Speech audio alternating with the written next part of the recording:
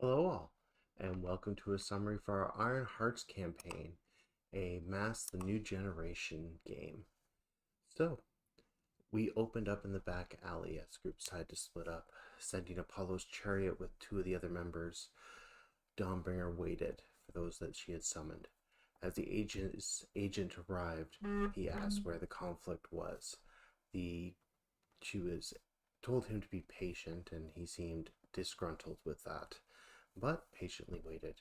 Eventually, her brother Don Hammer showed up and explained that her father would not be joining, that there was another emergency, but he was there for the fight, greeting his sister, attempting to give her a large hug. And they waited. Protectorate eventually growing impatient and began pushing, asking what was going on. With the rudeness of Dawnbringer and telling him to go away, he decided that he would cut his losses and get some actual work done tonight. Meanwhile, the others brought by Apollo chariot in a blazing sun that lit up the streets. Any chance of stealth was completely gone. They heard that something was going down, but they weren't 100% sure what. So they decided to hide.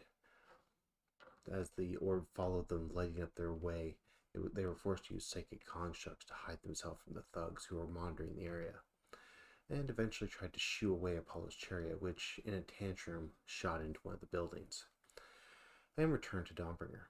The others made their way back after putting out the fire, and everyone decided to make their way to the docks. Dawnhammer, being far too bright and conspicuous, as well as the chariot, were not immediately there as the other three waited in the darkness. Eventually, they spotted a rowboat coming and some thugs coming out, and Dawnbringer went to engage in her civilian clothes.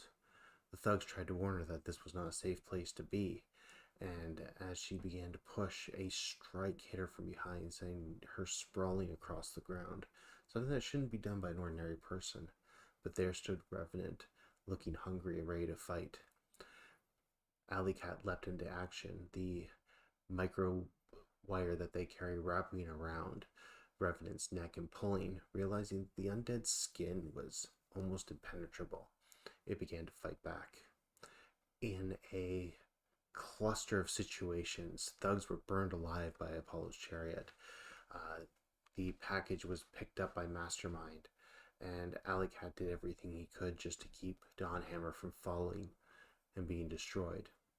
Eventually, the group left, returned back, found that the package was another arcane tome, and the two seemed connected.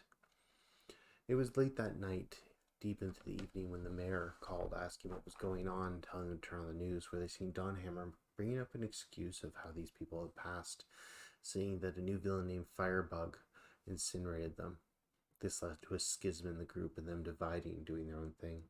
Alley Cat returned to his life for a couple days. Mastermind went to visit Eclipse and just take a breath, and Dawnbringer was brought before her grandfather, who chastised her and then tried to explain to her the difference between, being a hero and just being some thug out there, explaining that Dawnhammer would not be back in the city for some time. He needed to be retrained.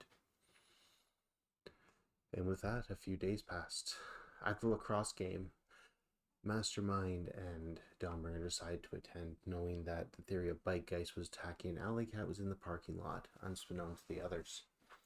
As things continued, Bike Geist closed up the stadium, telling the people inside they would be safe for what was coming, and just to rest tight. The others contacted Alley Cat and blasted their way out of the stadium as they made their way to an explosion that hit the city. Making their way to a bank, smoke poured out of it as the police surrounded the outside. They explained that the villain was in there, that they had plenty of time to get the money and run, but they're not leaving and they're concerned. The crew of the Iron Heart told them everything would be okay, and they rushed in to find Tempest there, a magic ritual circle enacted and a gateway opening up where Helkin, the being that destroyed the prison in their previous fight, waited on the other side of the portal. And that's where we left off, guys. Hope everyone's having fun. Good talk at the end. And I will see you all Tuesday. Have a great week. Bye for now.